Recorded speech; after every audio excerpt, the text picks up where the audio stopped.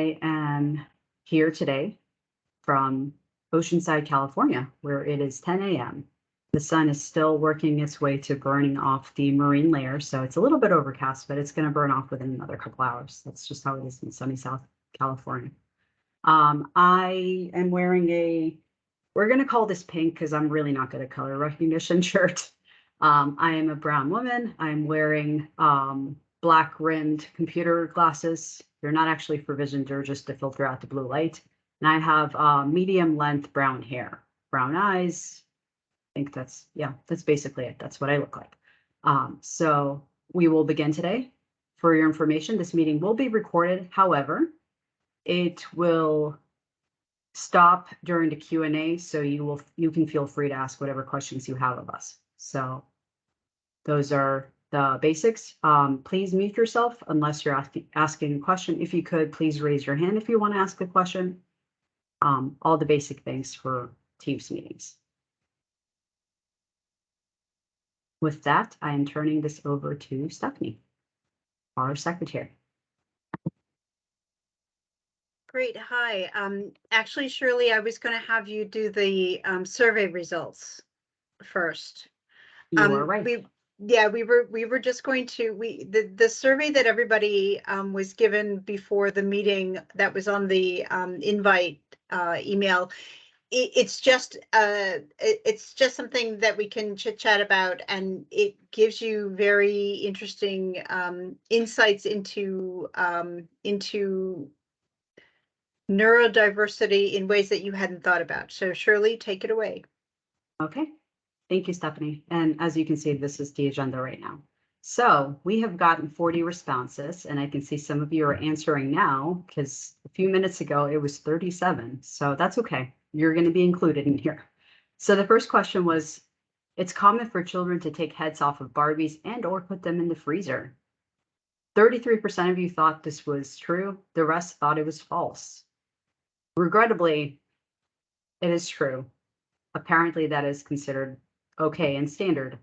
My cousins used to do this when I was little, and I assumed that they were going to turn out like, antisocial crazy people.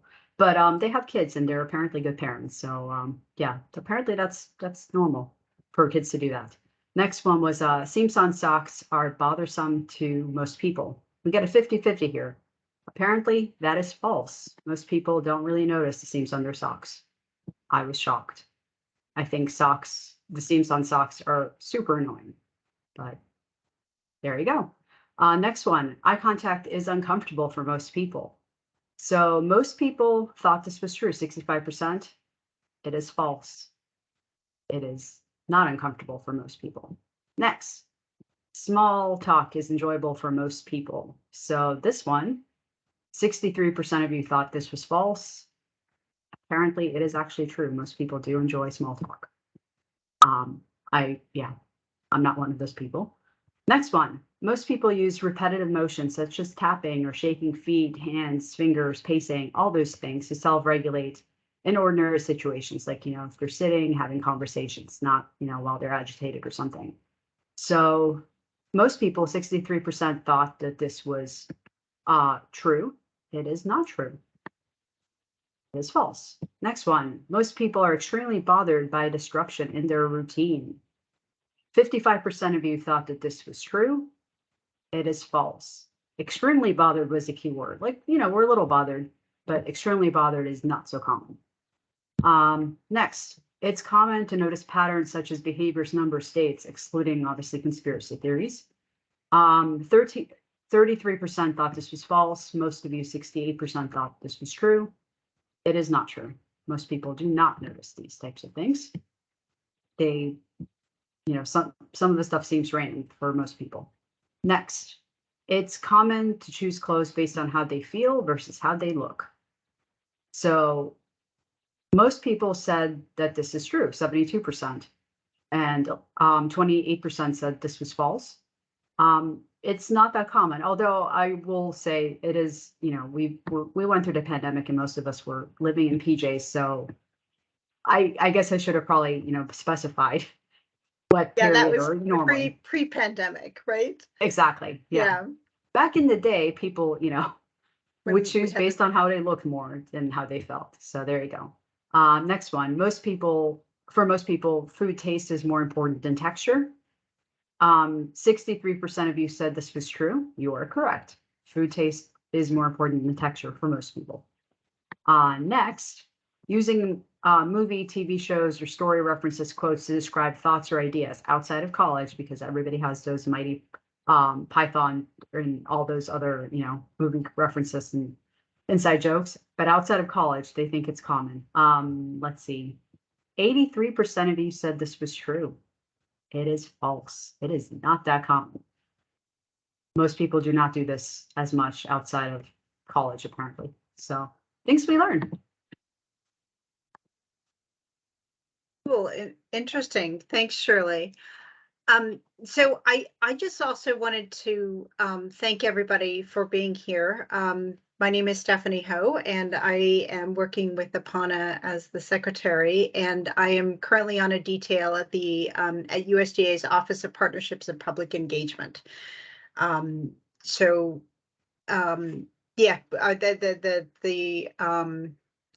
the primary mandate of my office is outreach, and it's also about thinking about issues like diversity, equity, inclusion, and access. And so this topic that we're talking about today, neurodiversity, is right exactly up the alley of equity. And so basically the issue of neurodiversity is relatively new concept. It was something that was started in the that was sort of a term that was coined in the 1990s. And it aims to increase acceptance and inclusion of all people, while at the same time embracing neurological differences. So I wanted to sort of go into a quick introduction about what neurodiversity is, and so we're going to go into a discussion of the definition of it, and then I'm going to have Shirley and Joe talk about their own personal experiences with neurodiverse challenges or so. So the first thing about neurodiversity is that you want to stay away from using terms normal or abnormal. It's not, neurodiversity is not a medical term, and it's a way,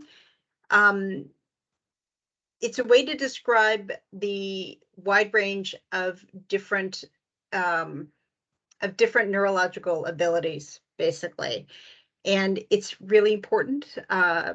So the Harvard Medical School definition is that neurodiversity describes the idea that people experience and interact with the world around them in many different ways.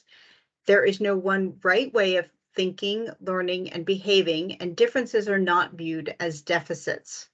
There's another definition from the Cleveland Clinic in Ohio, and it says neurodivergent is a non-medical term that describes people whose brains develop or work differently for some reason.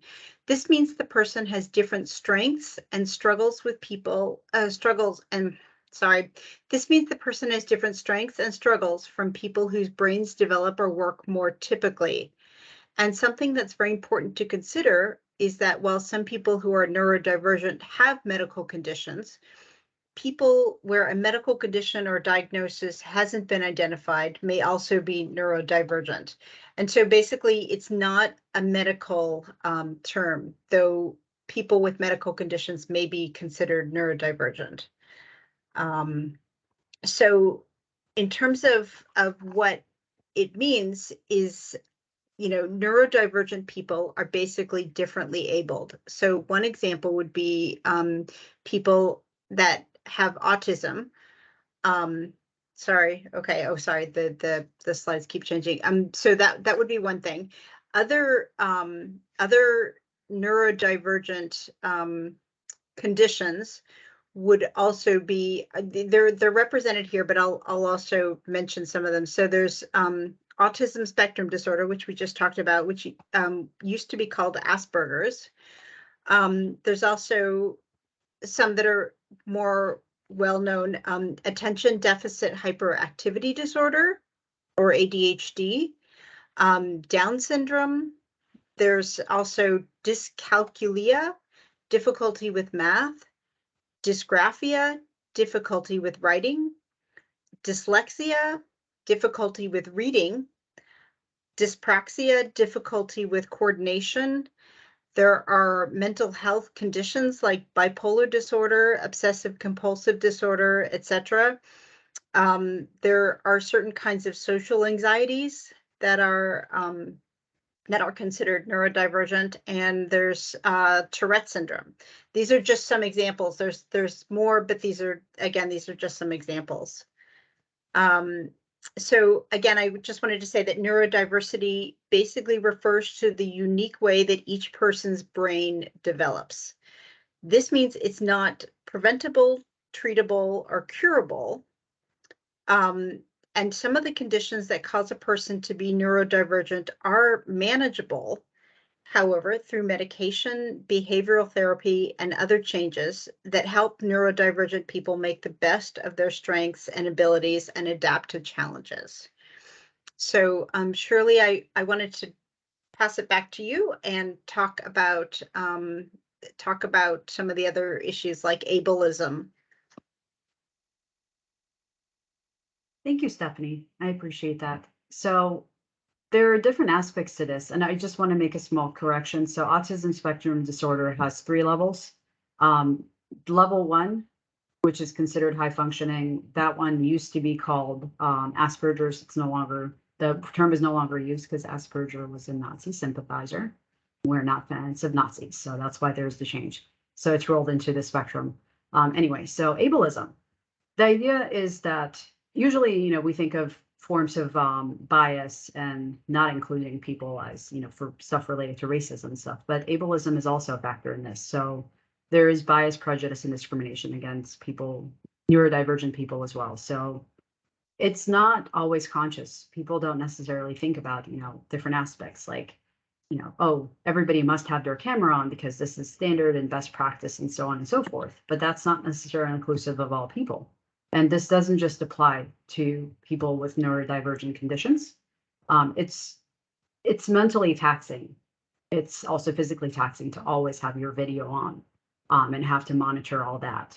And this is something that people don't necessarily consider. So there are just different aspects of that make it less inclusive. Also, a lot of people expect eye contact because maybe for some of them it's a micro trigger. If they don't receive eye contact, they assume the person in front of them is not listening to them, but that's not necessarily true. Some people, myself included, depending on the time, I can either look at you or I can listen to you. I can't do both at the same time, so pick whatever you prefer. It's just different aspects like that. So those are examples. There will be an infographic in the chat, complements of tests. So it explains more about ableism, what it looks like, why it's an issue. And it's a problem because people don't necessarily think of what would be inclusive. We were chatting earlier as well, because I was in a conference this past weekend, and they had raw onions in the salad. I could smell that from outside the room. Thankfully, my heartburn issues are better controlled than when I was younger, because that would have triggered heartburn, just the smell of it. So not really inclusive and really unpleasant.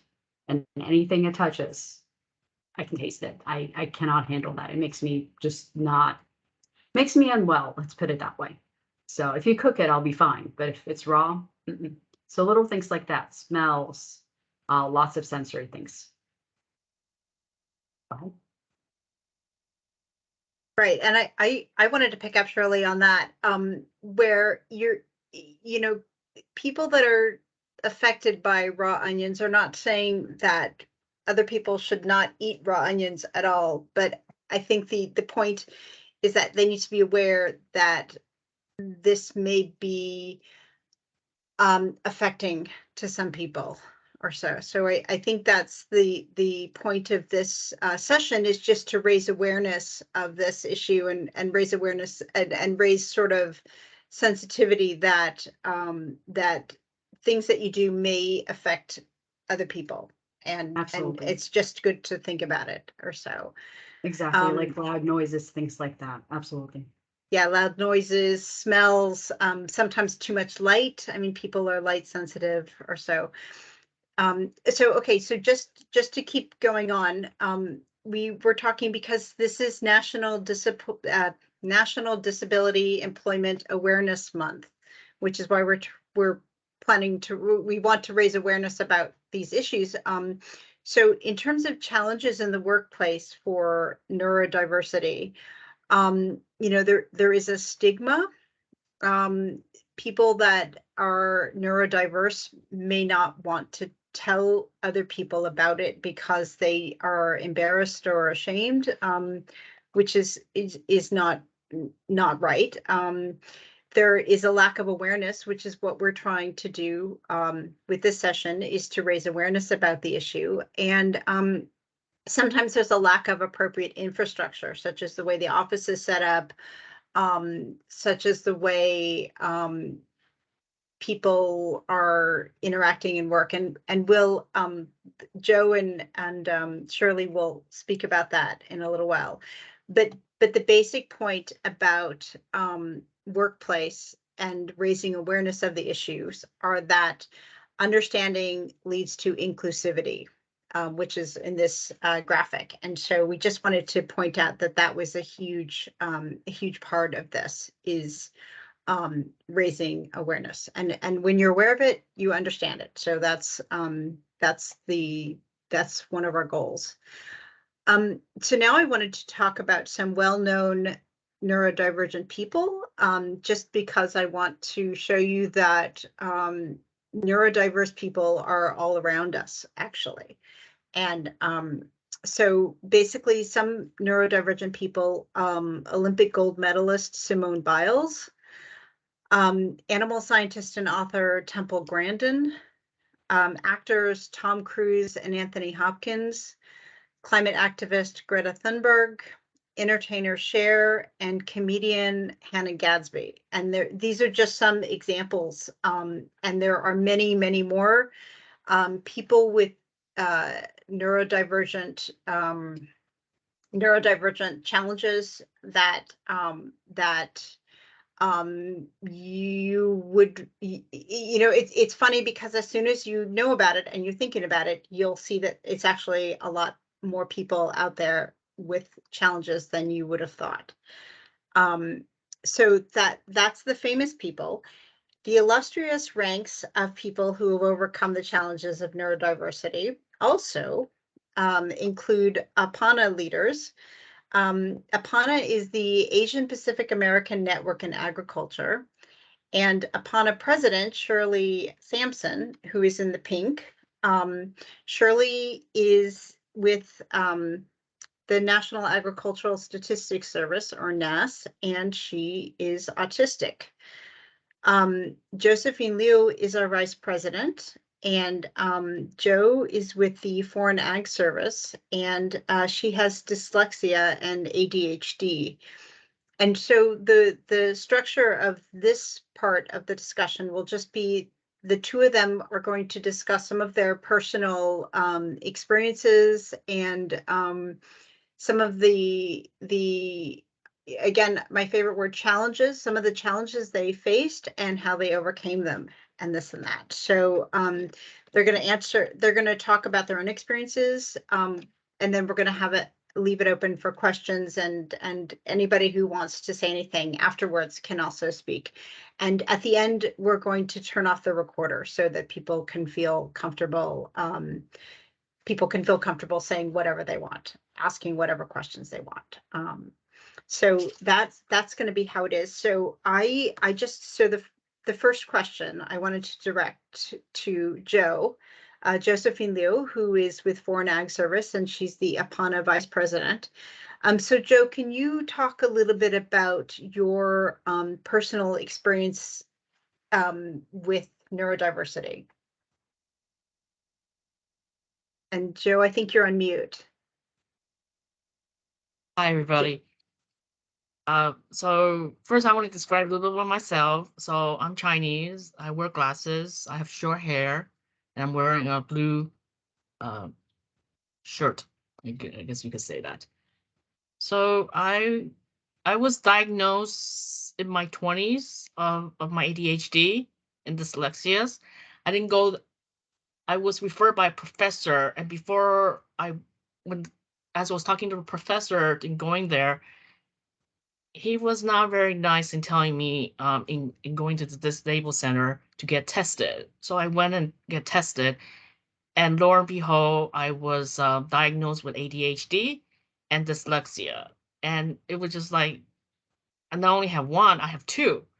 And it was really sort of shocking to have that and to know that you have some sort of a fault in you. And so I didn't tell, I guess, as immigrants, this is not something you really talk about to your family. So, they were too busy working. I was living with my aunt and uncle. So they don't really know anything about it. And I don't think they still do. But my cousin just barely recently find out, like, late, during the pandemic, that I have it. And then they were shocked. It was like all these stuff. And couple of my closest friend in college knows about it, but not whole lots of people. It's not something I really want to tell everybody to about this, because it's I guess it's sort of a little defect, and then you don't want to affect or hurt your career in that retrospect. But people with ADHD, they're hyper they're like super high achievers, and they're very competitive. I remember when I was in junior high, in history class, I set a goal that I want to beat this guy in getting be the top in my school in number one, and which I did. So that's one thing. And then for some reason, when I was taking tests, when you're going from junior high to high school, you had to take a placement test. It was really interesting to see that the result, like for the English part, my reading comprehension, I was the top 20%. But when it come to the grammar part, I was the bottom 20%. So it's like it's crazy that how I have such a wide range of differences in my learning ability. And I love to read. When I was in school, my library card was many pages. So but I learned through the year how to manage it. Like, I was involved in CrossFitting, which is, a lots of people, I think, with ADHD, they if they have a focus like intense sport, which you will find in many of these Olympic athletes, they are really, they are really good at what they do. And I'm a visual kind of person. Everything I do, I see in imagery. So I think that's part of the reason why I'm not grammar never really stick to me very well, because I cannot imagine how it's like if you do like a imagery of it, I get it very well. But then other than if you're just doing the rules, I get really confused. And I get bored very quickly. So I'm always busy with lots of activities. And people always think just like, you're super busy and how can you do it? And to me, it's just like, really? It's nothing. It's like a walk in the park.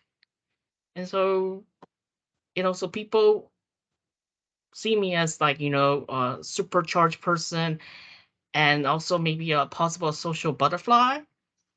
But in reality, it's like, I really don't like to not, it just so happened that, I'm walking down the hall, people saw me, they want to have a chat with me. So people just assume that I'm a social butterfly. But in reality, I'm an introvert. I like to be alone sometime, but I could deal with people. So I think that answer a lot about myself. Okay. No, thanks. And then I wanted to turn it to Shirley. I'm going to follow up, Joe, with a couple of things that you said, but I also wanted to talk to Shirley and just ask Shirley, just in general, what were your experiences with your challenges? or so. Can you tell us a little bit about that? Sure, thank you. And thank you, Joe, as well. That was really awesome. It we're in that sense, we're actually opposites because I am not as good with reading comprehension, but I am great at grammar. Anybody that's worked with me probably hates me, except for you. Because I'm very rule oriented. However, if instructions are not written well, I'm not going to understand them and I'm going to rewrite them and send it back to the person in a way that, is usable. So, I, as Stephanie mentioned, have level 1 autism, so high functioning. I can speak. So like level 3 is people who are not actually able to speak oftentimes and have communication challenges. So, or standard communication challenges, like they can't speak necessarily right, so on and so forth. My journey was very different than Joe's in that sense. So I'm also an immigrant. My first language is Hebrew. I grew up in Israel. We moved to the States when I was 9. But in first grade, still in Israel, I didn't know how to read and write yet when we entered first grade because my grandparents lived overseas. So they weren't able to teach me like everybody else's grandparents. And my parents worked full time. So my teacher had a conference with my mom. I don't remember if my dad was there because he worked long hours. And she told my mom that, and I'm translating from Hebrew, so the word will be offensive, but it was okay in the late 80s. I'm 38, so old millennial here. Anyway, so she told my mom that I was retarded and that I needed a personal tutor, and even that would not help me. So obviously my parents freaked out. How could this happen? She seemed okay, blah, blah, blah. Took me to a psychologist to evaluate me. I was fine. I was kind of lazy, it seemed like, or so it was labeled, but it's just like Joe said, you have to be interested. So this is a commonality between both conditions. If I'm not interested in a subject, good luck motivating me. If I am, then deep dive, all into it, jump in, know everything about it and all that. So, but either way, I grew up, I guess, being the quirky one, or so I thought. I did not get diagnosed until 6 months ago. I just found out 6 months ago that I'm autistic. It took me like a year to get a provider to agree to evaluate me. And it is really hard as an adult to be screened in the first place and be covered by insurance. So I assumed like, okay, well, I thought, I was already going to be autistic, blah, blah, blah. And then I get the actual like official diagnosis. And it was strange because then it's like a weird identity crisis. I always assumed I was just quirky and I was quote unquote normal. And oh, wait, there's no way I could be autistic because autism looks exactly like how, they're really super smart geniuses that, have super high IQs and questionable social skills and whatever. So that's the stereotype I had for what autism looked like, high functioning autism. And sure enough, it's a little bit different in women, especially in minority women, because we are better at masking our symptoms and camouflaging because we have to. A lot of times we're not allowed our disabilities. We're not allowed to show them. We have to assimilate. This is how it works. We learn how to mimic other people's behavior and what's acceptable, but then we don't necessarily know what is our baseline.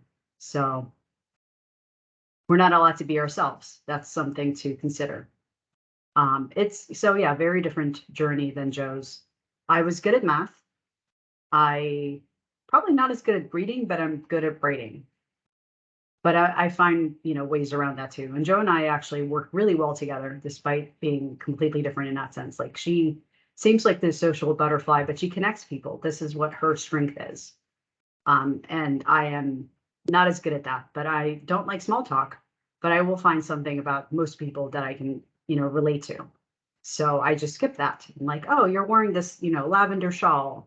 This literally happened 2 days ago. Like, this is beautiful. Start a good conversation. Oh, I work for OPM. Oh, I really like your intros with that. So ways to relate to people in a very different way. Interesting. Thank you, Shirley, for that. That's actually very interesting. And so it leads me to sort of my next question about how supportive were your families. And I think it's interesting because Joe, you mentioned that you didn't tell people, or that you've known since in your 20s. Shirley, you just found out 6 months ago, and so you didn't have as much time to sort of hide it. But so Joe, I wanted to ask you first. Can you talk a little bit about how supportive was your family? How supportive were your friends? Why did you feel that you didn't want to talk about it when you were diagnosed, or when you found out? Well, it's you know, my family. I live with my relatives, and I don't. You know, my parents is all the way in um in Taiwan. But you know, my uncle, my aunt, everybody in the family is really, really busy. They don't have the time to, so they have the children of their own. So I was sort of like their foster adopted, niece that they're taking care of because we're family. Um, my cousin just think that I'm just, a really, a carefree person who just like to wander around because I have moved to several locations. And my friends, most of them, they just think, oh, the same thing like my families. I'm very flamboyant and kind of thing. Um, it's not something that you would really talk to with your manager, because I know lots of people, they're afraid to disclose their disability because there's consequences. People just say, oh, that's stereotypical, that you're not you're not a good employee, or because of your shortcoming you may not be the greatest person for the job. Uh, so it's like I don't really. It's not something where you will broadcast to everybody in the world. It's but a few of my very, very close friends from college knows that I have this kind of this problem, and they're very understanding, and um sometimes I will talk to them about something because I'm very reactive to certain stuff, and so they have to pull me back a little bit. And I notice a lot of my ADH friend also has that they get very emotional, and they start like they get very their voice start raising, and they get really, really talk very quickly. And so I have to sometimes, or they're responding to really to something, and then they roll lots of really not so nice words.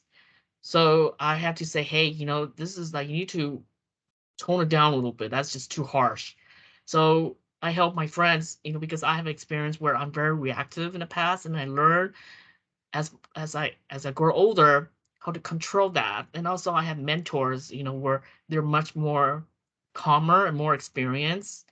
And so they will somehow, correct my mistake, say, hey, you need to calm down, or this is not how you should react professionally, and then it could damage your career if you're just too reactive to certain issue. So I learned that sometimes, don't get into that email war with people, because I'm just a type of person who, I could communicate with people virtually all day long, no problem. I don't have to see the person. I just like, I could text, I could, IM messages. And so I learned that, sometimes, it's if you notice the writing is getting really, really escalate to a really bad situation, it's time to say, take a time out, and then to talk and to have a chit chat with them through virtual or phone call, or, because sometimes writing could lost in translation, and then they could escalate to a different pathway. And I have experienced that with some of my closest friends, where the conversation went very south, and you have time to correct yourself to move it back to the positive level. So Right. Yeah. And I'm going to come back to that about specific challenges in the workplace. But Shirley, I wanted to ask you, I mean, first of all, I just wanted to say for both of you, it's amazingly brave for you to come out and talk publicly about this, because again, as you guys have pointed out, I mean, and as we've just looked at, I mean, there is there is a stigma attached, or there's a fear of a stigma, and that's not it's a real thing or so. And so for you guys to be coming out here to talk about it is pretty amazing. So yeah, so kudos to that. But Shirley, I wanted to ask you, you were diagnosed 6 months ago, so you were just living the majority of your life with the, and I'm not going to say it because it's offensive, but with the R word or so. So can you talk a little bit about how supportive was your family when you found out, or did you have friends that you leaned on, or how did that work for you personally? Sure. So it's been interesting. And honestly, like most of my life, I lived thinking I was quote unquote normal, just quirky. So this is now I'm normal for autistic. And it's like, wait, I'm not quirky anymore. I'm just actually completely standard. So it's a transition, and things that I thought were, oh, I'm possibly difficult because of this and that. No, I'm just autistic. Like texture for food does matter. I do not like certain foods regardless of how they taste because the texture is awful or the smells or whatever. But anyway, I lost my mom in January 2020. So I got diagnosed after that. I feel a little bit sad in that sense because I think I probably got it from her, and she probably would have initially taken it very like harshly for herself that, oh, I gave this to her or whatever, because she didn't know either, obviously. But at the same time, it would have come with a lot of acceptance both of herself, because we saw it initially as shortcomings, but it's not. None of this is shortcomings. We're literally differently abled. There are things that we're just really good at, and certain things that neurotypicals may not be as strong on, and other things that are just really difficult for us, situations or tasks or whatever. So I remember sharing it with my dad after I got the diagnosis officially, and his first response is, well, you can't use this as an excuse. Well, this doesn't matter anyway. I don't know why you bother going through this process of 7 hours plus the testing and blah blah blah. It makes no difference. You still got to where you are regardless of this. You can't use this as an excuse. Okay, great. So after over time, it's been 6 months for him too, adjusting to realizing that maybe he might have been harsh on his autistic daughter growing up, but this is standard for Asians. This is what we do. Expect a lot. Overachievers. I'm an only child though, so my cousins competed against me. I did not care. I did my thing. Whatever Yeah, with that. it's very common for Asian family. I have a friend, his son, I noticed that he has some of the signs of somebody with ADHD. And so I told my friend afterwards, like, hey, I think maybe I think that your brother should really test the child early, test the child, because early detection is very important, because because if they're disruptive and then teacher has 30 or 40 students, and so they just label this kid as a problem child, and then the whole throughout their life. So I told him, like, I think it'd be good for him to be tested to where he stands, or what the spectrum of his, if he has any, and what the degree of it.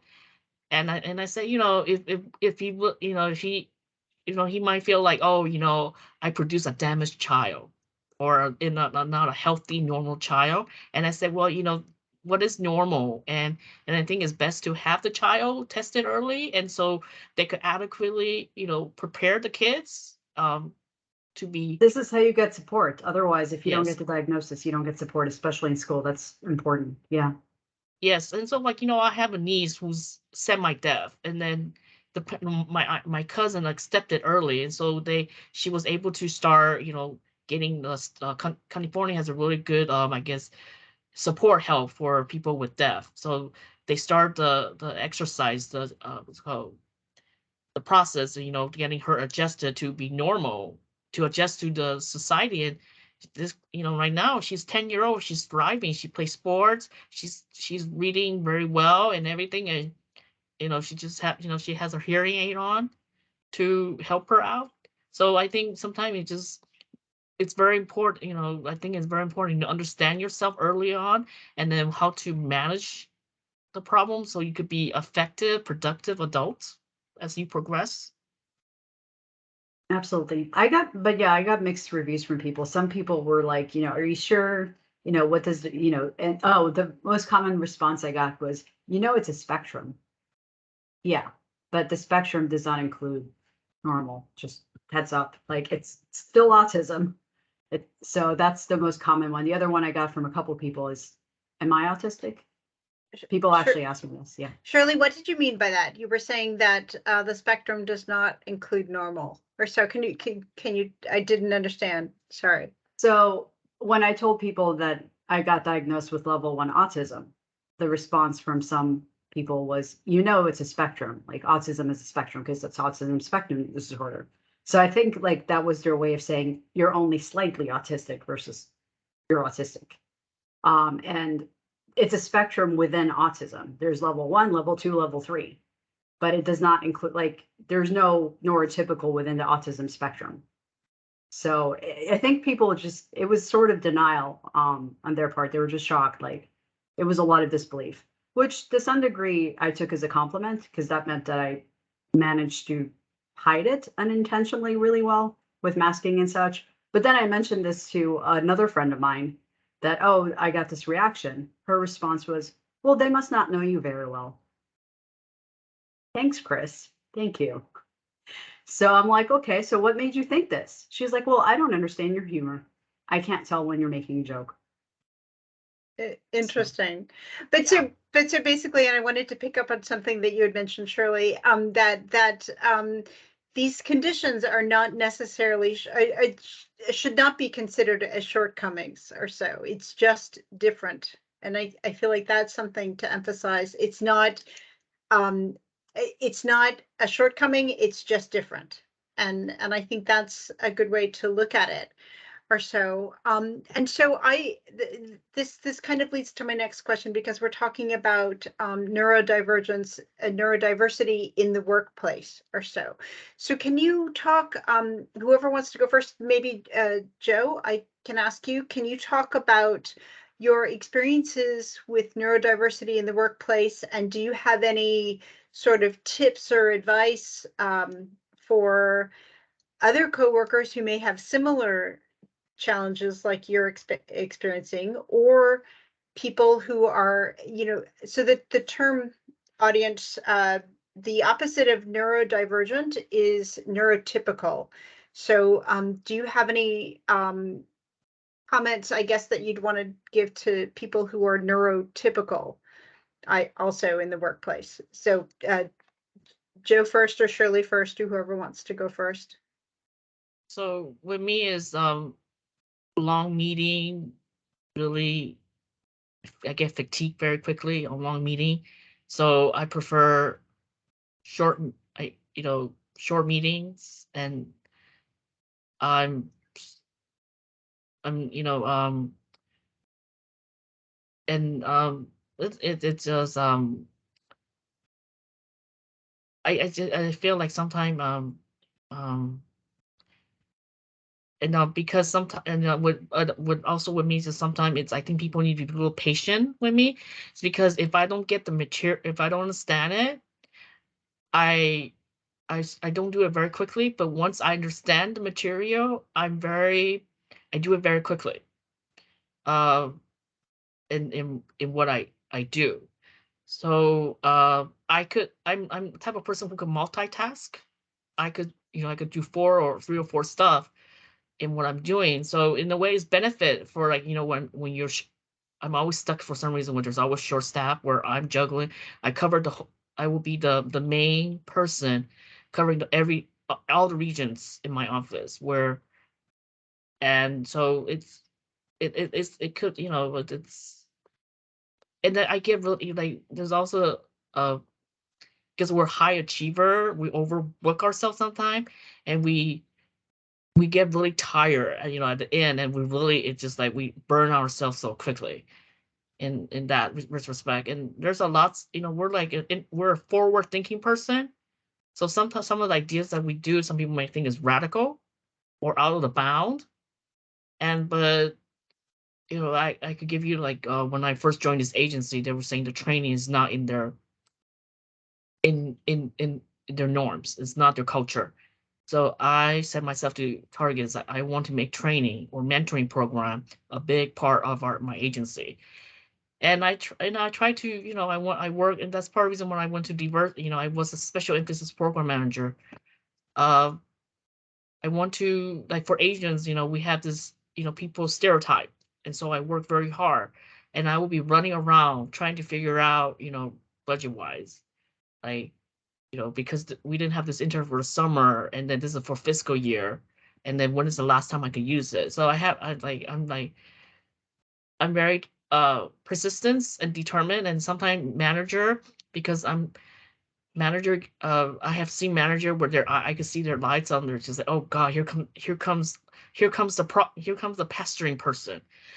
Uh, but then they, you know, they realize in order for them to get me out of their tail is for them just do whatever I, you know, answer my questions or address it, because I'm just gonna be constant bugging them until I finally get it. It's like, you know, that guy in Big Bang Theory, that guy just knock knock knock knock knock until you finally say yes to it.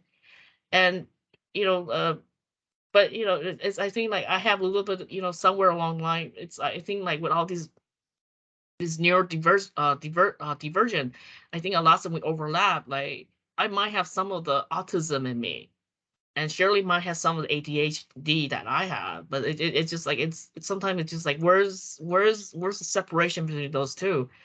And I might have, you know, when I was diagnosed in the 90s, so if I was to retest it again, maybe totally different. I might have additional, You can have both. You're allowed to have both conditions, but by the way. I might have more than two.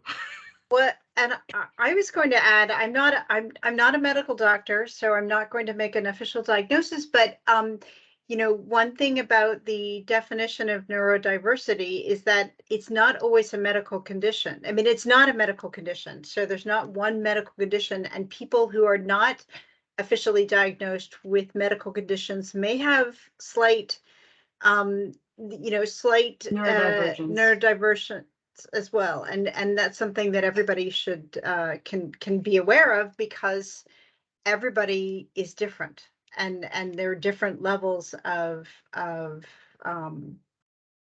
neuro I mean We neurological all have challenges, or different so, needs yeah, too. and in different ways the brains function. So we're coming up on time, and I wanted to leave it open, but Shirley, just I wanted to throw you the last question. And so same thing, coworkers, your challenges in the workplace, and do you have any comments that you wanted to make about ways that either neurodivergent people like you can adapt and function, or things that neurotypical people need to be aware of?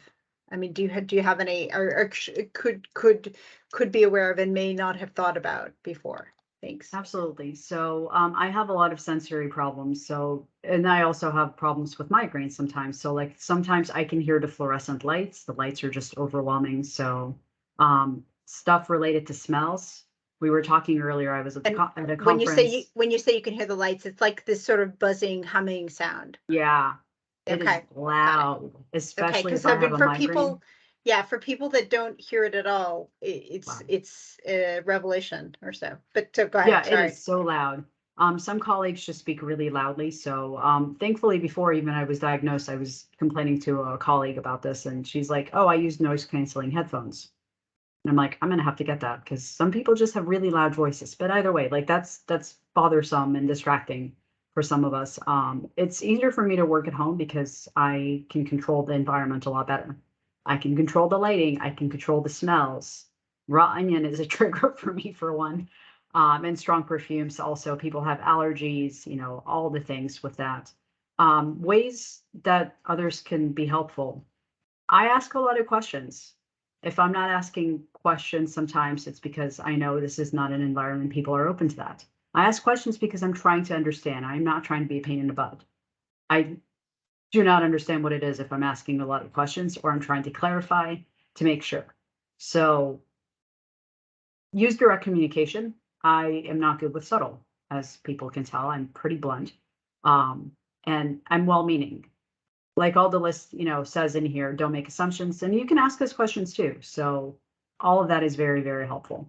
But yeah, use direct communications. Otherwise, and if you're not open to asking questions, then I'm going to turn in an amazing assignment that does not meet your needs because I did not understand what the assignment was. And it will be really, really long.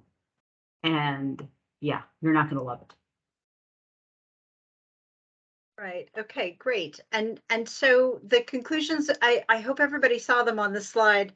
The conclusions, I mean, the one that I wanted to emphasize again is be kind, be patient. Those are like the two most important things. And I feel like it's something that is good just in dealing with anybody or so, neurodivergent or neurotypical or so. It's all the same.